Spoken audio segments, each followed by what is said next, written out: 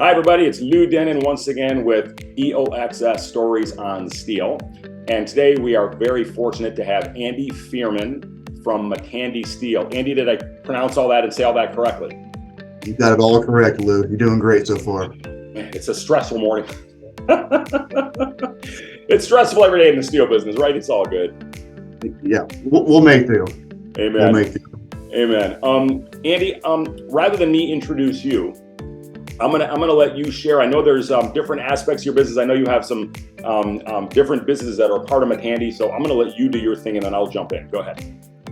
Sure. So I hold multiple hats at our company. We're a vertically integrated steel company.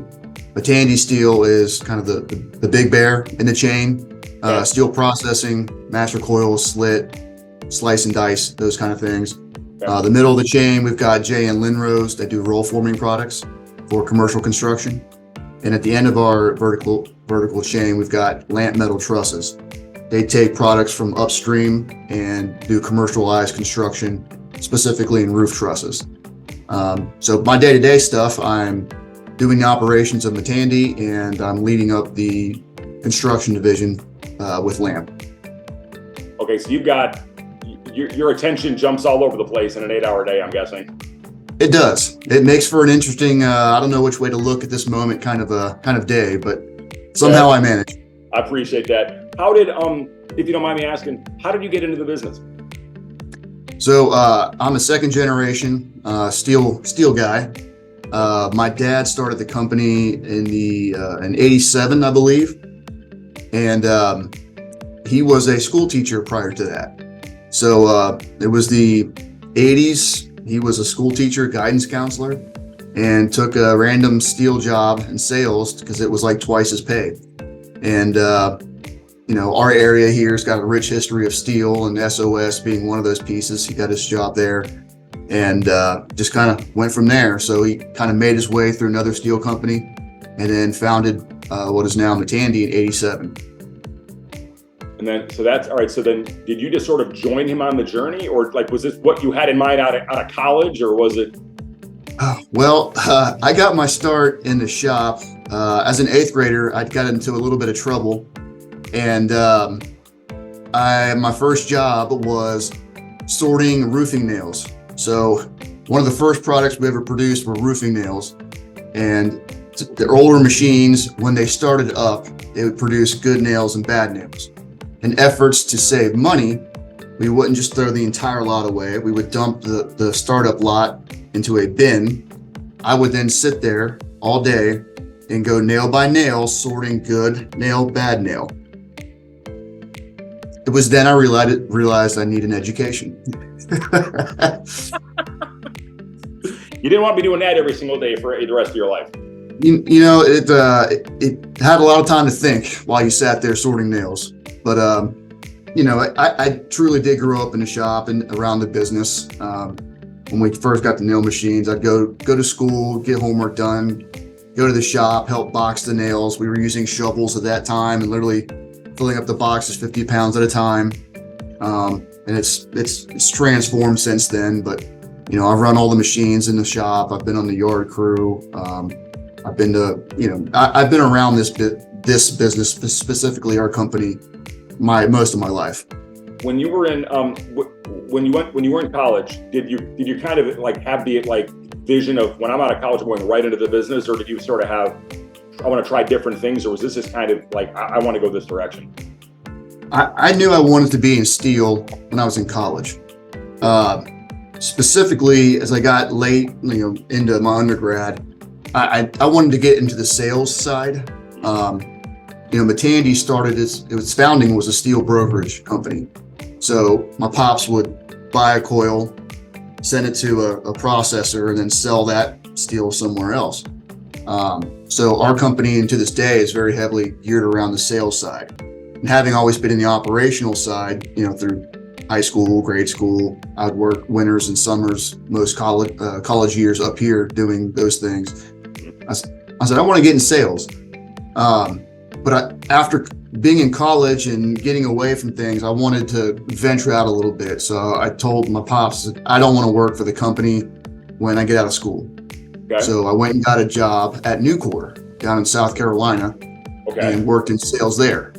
And I was there about 5-ish years. I did an internship there at their headquarters in Charlotte in marketing while I was in college, and that led to a sales job in their Darlington mill in South Carolina, and started my postgraduate career there as a sales guy.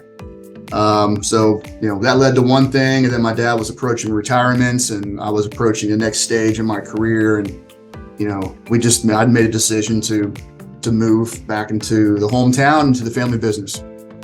Did you find, as a sidelight, because that's kind of a cool kind of a segue, going from the family business, not wanting to go to the family business, but starting at a steel mill, which I know from my own experience, there are certainly differences. And I'm wondering, you've been now on the inside actually in sales. How is it different than, say, a traditional service center? Just in terms of is the culture different? Is the sales experience different? Is the way it's done differently? I think the cultures are very similar. Steel has a wide cast of characters that come from a very diverse background. I've sold to rebar customers who were actors and playwrights. One guy was a philosophy major.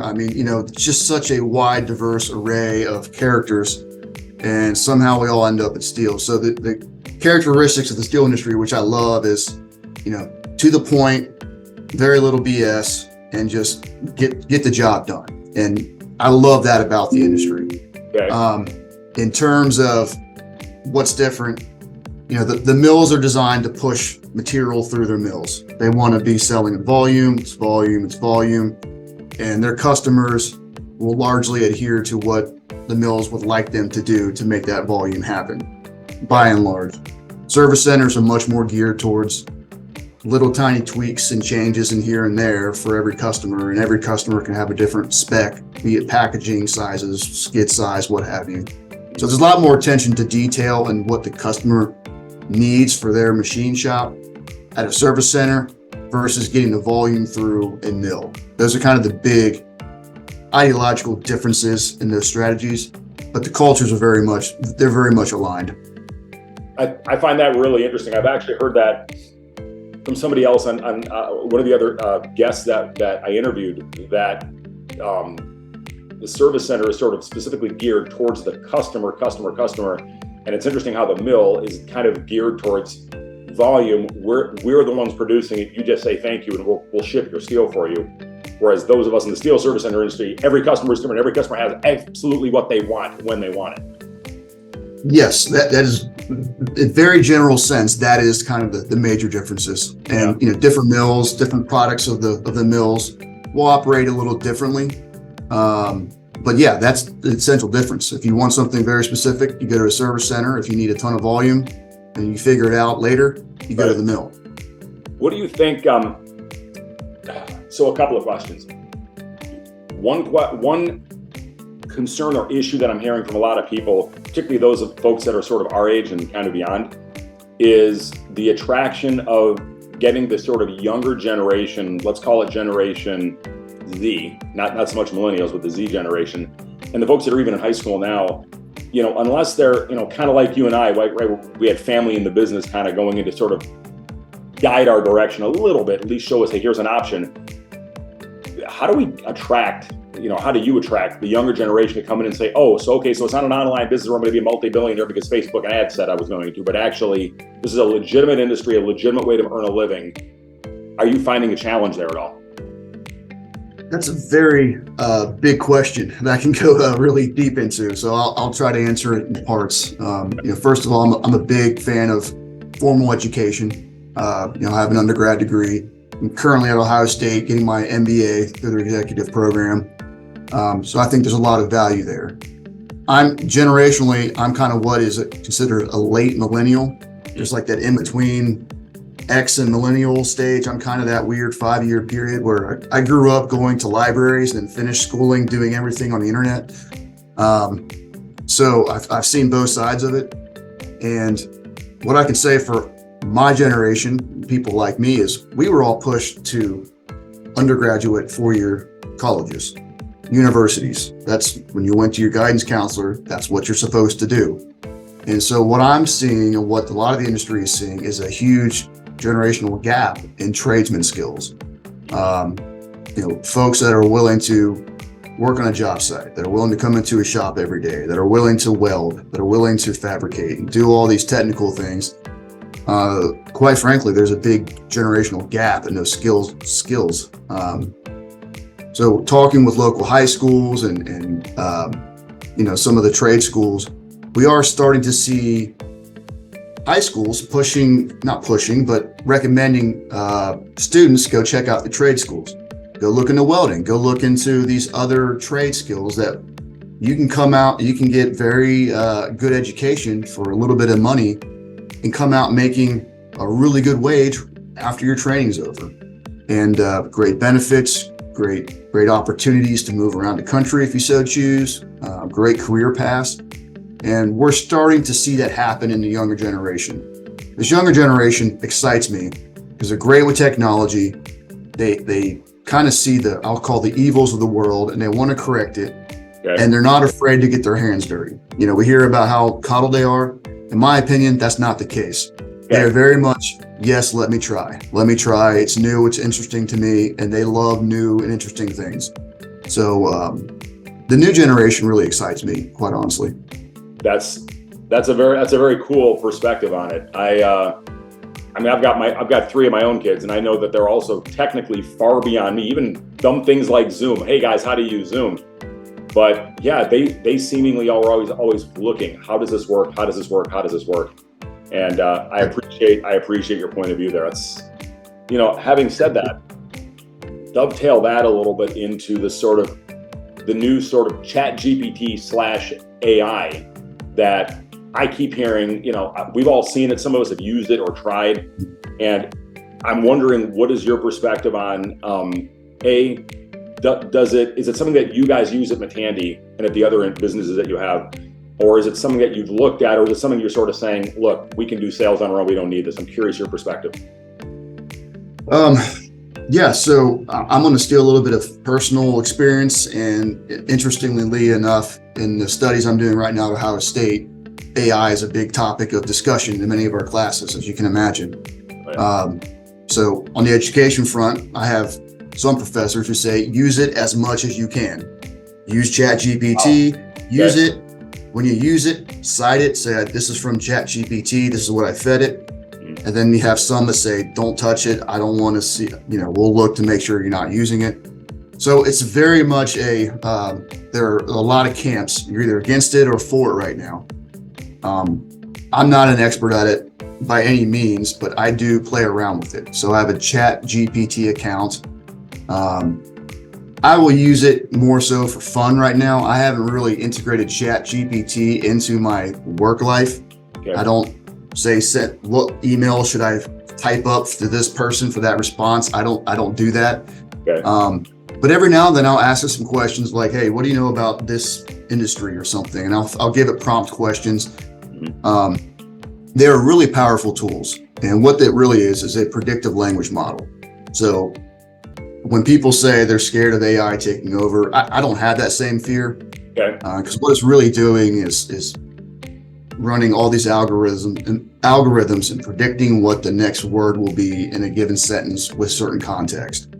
So the idea that it's actually thinking is a little beyond what it's doing today. It's all based on regression and modeling and all those kind of things. But I am using it. There's one program we're using in our business. It's basically a conference call monitor. It joins your call. I don't know if I should say the name on here, so I won't, but it joins your call and then kind of records it. It has everyone on there. It recognizes their voice. It tells you who spoke for how long. Okay. A complete transcript. It gives you prompted follow-up items based on the transcript. It's a really cool, powerful tool. So all of our internal company calls, we have it on there, and we use it as a reference point to what do we talk about here, or who's supposed to do that, or whatever. So it's how many times you have a meeting, something happens, and then everyone's like kind of forget what you're supposed to do. Well, that keeps track of it, and it's all at a centralized location. Kind of have a database of your calls and all those things. So we're using it kind of very sparingly, Mhm. and I'm using it selectively with my group where I think it will bring value. I'm not a fan of doing things just for the sake of it being new. I like to try things if I think it might add value. But in terms of you saying, okay, we need to like push the entire sales department into using this thing, and you almost be using your chat GPT to go out to your customers, et cetera, you're not in that camp. Right now, the sales group is not in that camp. Mhm. So our company is set up with, the generation above me, kind of the first generation. We have folks there, very relationship based, very much, going to emails back in the 2000s was a big deal back then. Yeah. When I came back, we weren't even on Microsoft Exchange. It was some other platform. And so, our company is not the forefront of technological advances. We're very much relationship based and, doing what typical service centers do. But having said that, I have my eye on it. There are newer crop below me that, I'm now becoming the old man. I've noticed with technology, I'll have to ask some of the younger folks of how do I do this and that? And I'm like, oh man, I'm now that guy. But they're keeping their eye on, they're the ones actually pushing things to the forefront, bringing things to our attention. And we are doing more and more. It's just a slower process than a technology company would be. Gotcha.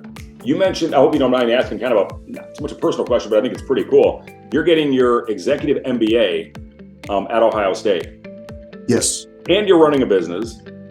Yes. Or multiple businesses, and maybe you have a family on top of that. I do. How do you juggle all this? I mean, well, first of all, I'm curious, what prompted you? It's a bunch of questions, right? What prompted you to actually decide I want to go get to go get my MBA, and then two, how do you manage the time and get it all done? This is really a cool thing I think you're doing. Yeah, time management is a big hurdle. So I am a person who enjoys challenges. I like to try to figure out things that I don't currently know or understand. And, I believe in empowering the people you work with.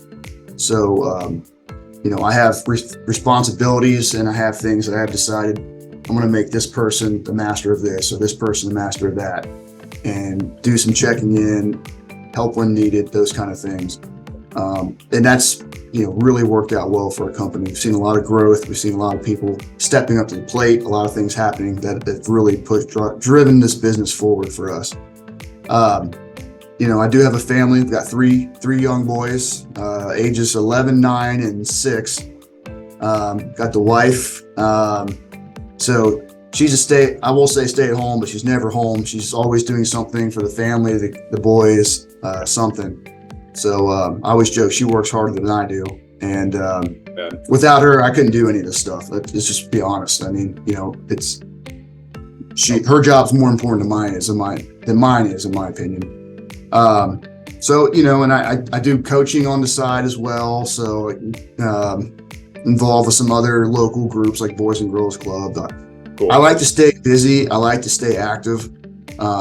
There's been so many folks that have given back to our community and to me that I feel compelled to do so myself. I love spending time with youth and giving them a pathway. There's so many that just don't have it. Mm-hmm. And anything I can do to help that, get them a bridge to the next place they want to go to, I'm happy to help them get there. Very cool. So it's just kind of that stuff that when I'm feeling overwhelmed, it's like, all right, I chose to do these things for these reasons, and just kind of take a breath and regather myself and keep moving forward. So do you have to best way I can explain it. You have to drive to Columbus occasionally for classes? For classes. So the schedule is once a month. We go up to Columbus. I was actually up there all last week. So once a month we're up there, and then we have projects and homeworks and readings and lots of readings, and then more readings and then more readings, and then case studies and group work and stuff. So every group's got their way to manage it. Everyone's got their own methodology of managing it. I have my own system. I don't divvy up my days by hour, but I kind of go by, okay, this needs some attention, so I'm gonna spend some time here today. But my day revolves around, I'm like a merry-go-round of different activities. I might spend more time in one location than another, but that's pretty much how I operate. I think that's very cool. People, like I said, in our position, I don't hear very often people kind of going back and getting an advanced degree whilst doing all the other things. We just say we don't have enough hours in the day yet. What people like yourself can cram into 8, 9, 10, 11 hours, and other people don't cram into their 11 hours. And I think it can be one of the separating factors in who succeeds and who doesn't. I'll put it that way. So it's pretty impressive. And, success can be defined in a lot of different ways. Like for me, I like doing different things. I like having a different food on my plate. And so for me, it's really difficult to choose one thing and do only it. I like to go different directions. I guess I have what you call a short attention span. And so, we're getting into something like I have to switch gears. Like this is just burning me up. Okay. So I've kind of, for better, for worse, that's how I operate. And that's the situation I put myself in. So it works for me. I respect and why that. go back to education at this point? It's a great question. And I always said I would never go back for my master's after getting my undergraduate. And here I am in the middle of it. But, you never know what the future holds. As I said, I like to continue to learn. And I feel like it was the right opportunity for me to do it. I researched a lot of different programs. It was very intriguing for me what they were offering. And so I said, you know what, I'm kind of mid-career, right in the middle of my career. I'm like, let's give it a go and see what happens. Have you found, this is actually, I hope you don't mind me asking more interesting questions, because other people who might be listening to the podcast might be also either in the middle of doing it or in the middle of wondering if they should, especially, again, people at our age. And I'm wondering, have you been able to take anything you've learned or whatever you've been learning or working on through the program and apply it to the business? Absolutely. So I'm hoping Ohio State might listen to this so they can give me a discount on my tuition. But the program is it's fantastic. A lot of work, yes. Managing your time is paramount. However, the courses you're getting are relevant to what you're doing today and what they think tomorrow is looking like. And I'm in the executive MBA, which is designed for working professionals like myself. So it's not a full time. You have to stop work for 2 years and do it. They build a schedule where you're separated from the rest of the campus. I don't integrate with the full time MBAs or the undergrads. I said I don't want to do any of that. The average age of our cohort is 40 years old, which I turned 40 in December. Okay. And I'm like, okay, you set it up correctly. And the classwork is about application. It's about critical thinking. It's about casework. This is what's happened. Here's principles. We've talked about those principles. Do a case study and write up on what you would do here and support why you would do that. Okay. Here's some resources to go to. Here's all your readings, all these things. And you work with your group on that. You have your own individual things to do. And absolutely, like from the first session, there are topics I take back from those classes and actively implement into my meetings, into my work structure, into my work patterns. I have found it extremely beneficial. Anybody that's thinking about it, go check out the programs. Ohio State's fantastic, but there's a lot of really, really good ones out there. I highly recommend them. Could you?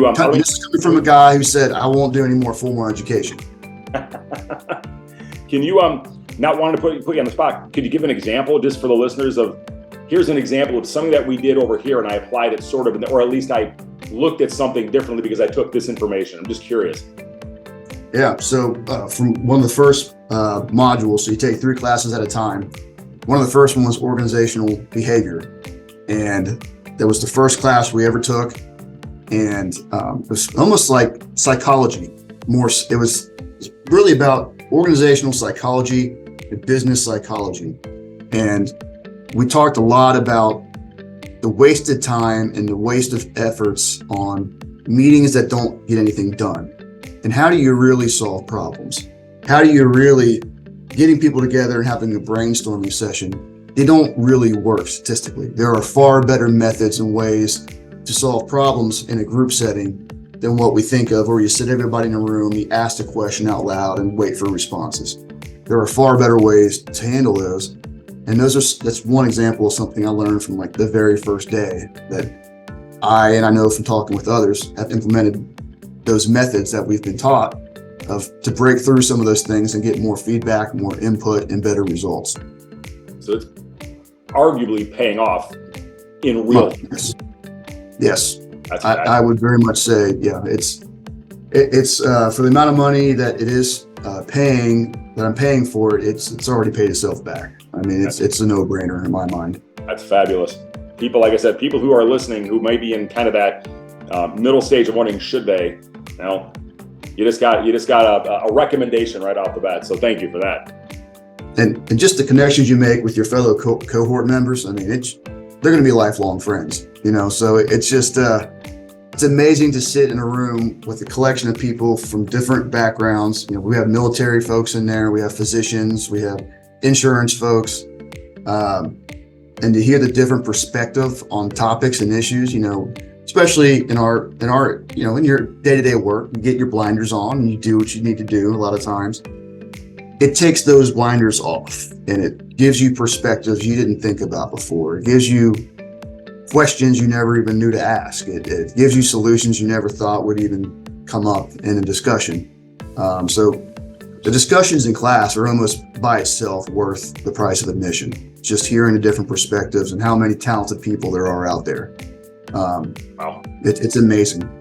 I appreciate the information. That's all right. So let's shift back to the steel business only for a moment. And I ask you this because it's kind of now related. I mean, in a year it may not be, but for right now it's pretty interesting, I think, and that is the UAW. And I bring that up not so much because there's a strike. It happens. Workers get, we understand as people in our industry. What I find unique about this is there's a real, almost an ideological fight going on. And I'm wondering your perspective, just in terms of what you're seeing. I mean, I don't know how much automotive you do, but I'm certain, as this thing expands, I'm wondering what kind of impacts it has. But I'm also wondering, what do you think for the future in terms of the sort of worker versus the management? So just some background on our company. We do mostly unexposed applications. So any automotive we're doing is typically second tier at the highest. We're not selling directly to Toyota or Nissan or have you. If we are doing any automotive, which is a small part of our business, it is second tier at highest. Just in general, to me, it feels like COVID has sort of done a reset to the way the worker views their day-to-day life. I think back to pre-COVID. COVID happens. We see folks starting to work from home. We see, I don't need to spend 12 hours a day at the office every single day to get my job done. You can go look up the reports from the public companies. Their CEOs are increasing their pay. Their executives are increasing their pay. And the workers are looking up and saying, we're not seeing the same kind of increases, but everything else, prices are super high on almost everything. So it's just a lot of moons are aligning for difficult times for workers to exist right now. And you're seeing, the workers wanting that flexibility and freedom to continue as COVID subsides, barring any comeback of it. And who knows what's going to happen there, but right. And you're seeing those folks push back and say, well, wait a minute, I've been able to do these kind of activities for the last 2 to 3 years. Why are you making me come back? And by the way, I haven't received any pay raises. I haven't got any increases. You're taking away some freedoms, and is that really necessary? So there is an ideological battle going on of, where does the future worker reside, where they work? What does that work look like with AI coming up and, advances in technology like machine ability technology, robotics? I think the workforce 30, 40 years from now is going to look very different than what you and I see it as today. And employers, to me, the wise employers are the ones seeing that, thinking about it, and coming up with methods and techniques to attract workers in the next generational workforce, because that's not going away. The advances aren't going away. People's love of their freedom and the right for them to have a livable wage, that's not going away. So to speak specifically on the UAW strike, I don't have any commentary other than, I've seen what they're asking for. We're a non-union shop. My grandfather was a UAW worker at the old Fisher Body here in town before it closed down. I've got family members on both sides of it, and we just try to, as a company, we try to take care of our people and treat them like people, not employee numbers. I respect and so, we try to make everyone make sure they got a balance in work and life. Your kid's got a ball game, go see it. Yes. It's 2:00 on Tuesday. Let us know. We'll make arrangements. Go see your kid. Go spend time with your family. So we've always operated that way, and we'll continue to do so in the future. And we've seen very low turnover for that reason.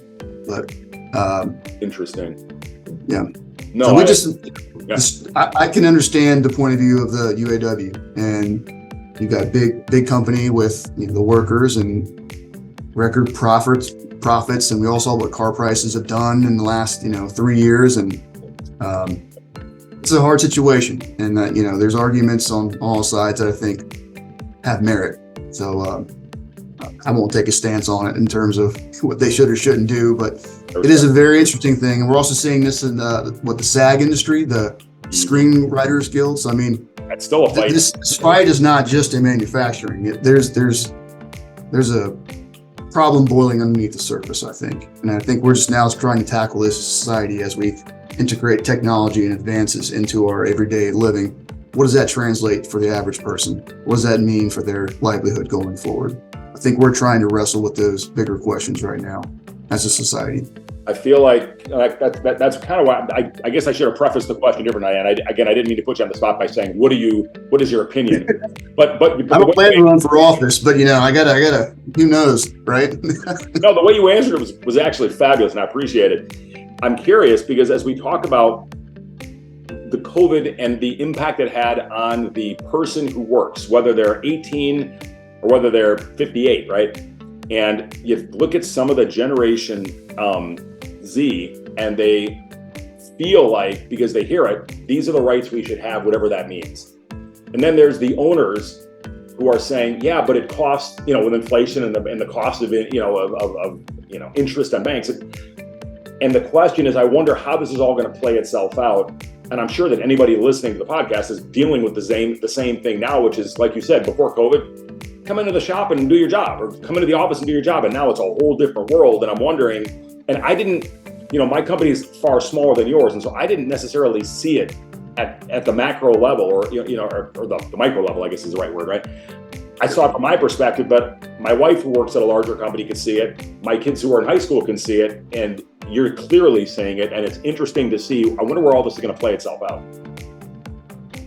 That's a great question. I think for as many people as you ask, you'll get that many different answers.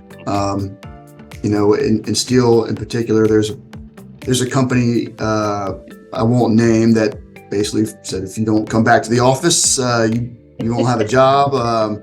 And so you've got that tact, and then you've got the other side where workers can work remotely if they so choose. And so there seems to be a disparity amongst industries. The more tech geared the industry, the more flexibility that a worker may have in their work-life balance.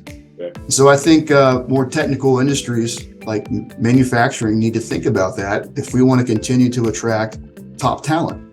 The Googles are going to attract the best engineers because they can live wherever and work from wherever. And yet you've got kind of a big tech industry or a big manufacturing industry that says, no, we want you to come into this building because that's what we do. That's what we're supposed to do. That's what we've always done. You're not going to get the same kind of caliber if you're not playing on those soft skills when they have options out there. And that's where in my opinion, a lot of the growth in the job markets are going to be, is those kind of jobs. So to continue to freshen up the manufacturing, keep it lively, keep things going here, the industry that we play in really needs to think about those things and how to come up with plans to implement them. I think that's actually a great point. I was at a conference a month ago, and I looked. It was a steel conference. I think there were 1,400 of us, 1,500 of us down in Atlanta. And as I'm wandering around the room and I'm looking at the age of the people, I'm Talking about the SMU conference in Atlanta. yeah. I used to go to that. Yeah. I'm 55. I'm looking around the crowd. I'm like, is there anybody under 30 in this crowd? And the above, let's say 60 crowd was well represented, which is fine, right? Except you wonder about that sort of generation who, you're right, is used to get up at 5, you're in the office at 7, you're there till 7, and that's just the way it goes. Whether you're a shop person or a management person, that's just, and so for them to see people saying, no, I want to be remote, is completely against everything they were ever raised on or ever built their company on. And I'm wondering, that turnover, I'm assuming, is going to happen at some point. It will have to happen, and I do think there will be a lot of organic happenings in that. But I'm not bashing manufacturing for it. There are some manufacturing companies out there that are recognizing this change, this need, and are taking steps and actions. Some are, again, everyone's all over the spectrum of where they stand on it, and that's fine. From where I sit, you can't change what the next generation is going to do. You can't change technology from happening and advancing. Right. It's like trying to stop a river from flowing. It's going to continue to flow.